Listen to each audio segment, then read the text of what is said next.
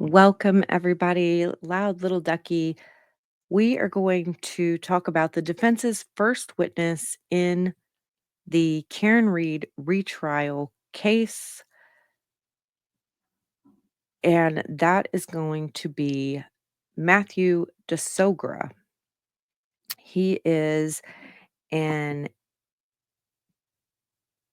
specialist in damaged EDR infotainment restoration and extraction. Um, and he's basically came in just to check the work of Burgess. He did not do any of his own data collection or anything like that. He just checked the work of Burgess and what he said.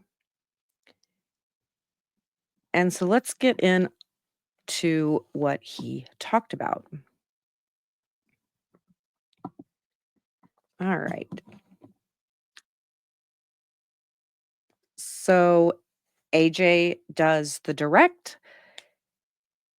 And like I said, he just compared the analysis of Welcher and Burgess's report. Um, he says that you can't narrow the exact time based on the reports and Aperture's math. In dealing with clock adjustments, um,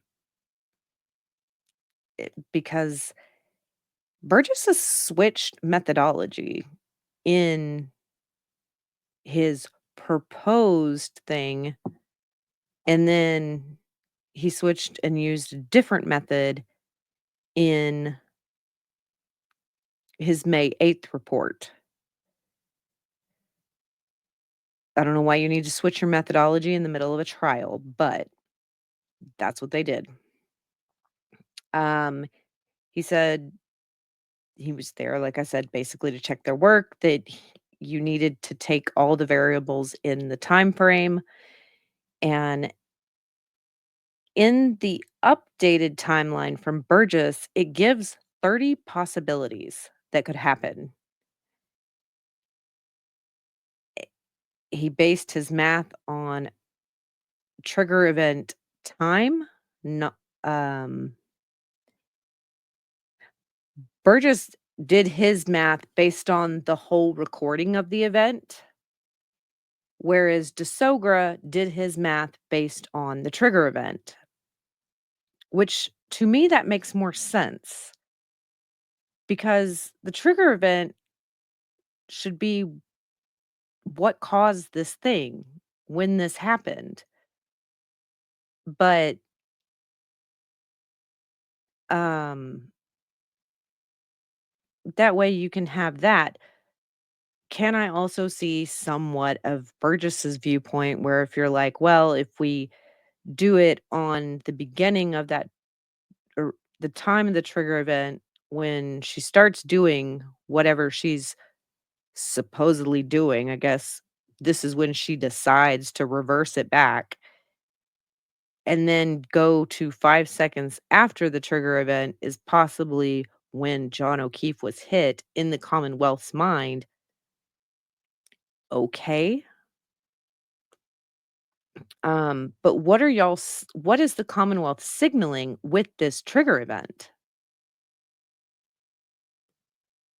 Um, is the trigger event the starting of her backing and hitting him? And it's once she's done with that backing maneuver, that's when it happened? Um, or are they saying the trigger event is when he was hit? I don't know what they are trying to show with this trigger event because the trigger event doesn't equal collision. Um, and so with his math, and he was talking about, you need to adjust for the 3 seconds of the car being turned on, 3 seconds before the car logo, and then you need to adjust for the 3 seconds of the logo that comes on before the car turns off. So you have to make those adjustments. He he agreed that if you wanna do the math the way that Burgess did the math and give it a range, okay. He likes to do it based on the trigger event time because that's when something we know happened, and it's not necessarily that every car collects data the same way, um, but DeSogra said, assuming that the last interaction is the lock event at 12:32:09 AM, where John O'Keefe is manually locking his phone for the last time at 12:32:09 AM. He says, of that time period that Burgess gives, there are 30 possibilities. 25 of those 30 possibilities result in interaction with the O'Keefe phone after the end of the vehicle event at 11:06 for 11:62:2. So 25 of those possibilities in that timeline is the possibility that John locked his phone after he was supposedly allegedly hit by the vehicle. 25 out of 30. 2 of the 30 are the interaction with John O'Keefe locking his phone at the same time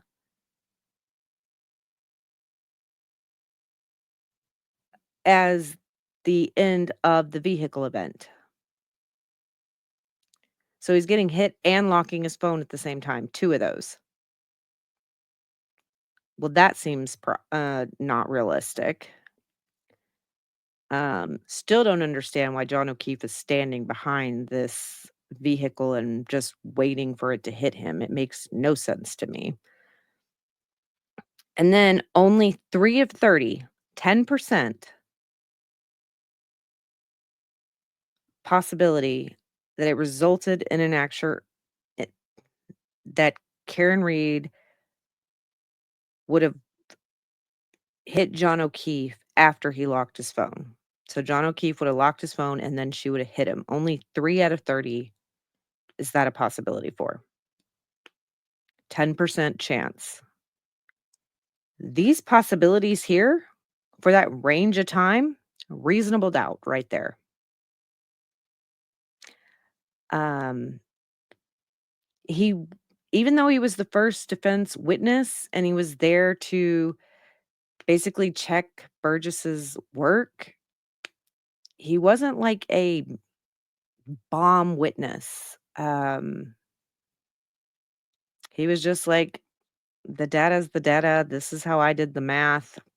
I mean, and here are the probabilities of this happening. And I'm going to show you the percentages of this. And jury, you can do what you want with it. But here's the math. And Burden was like, well, you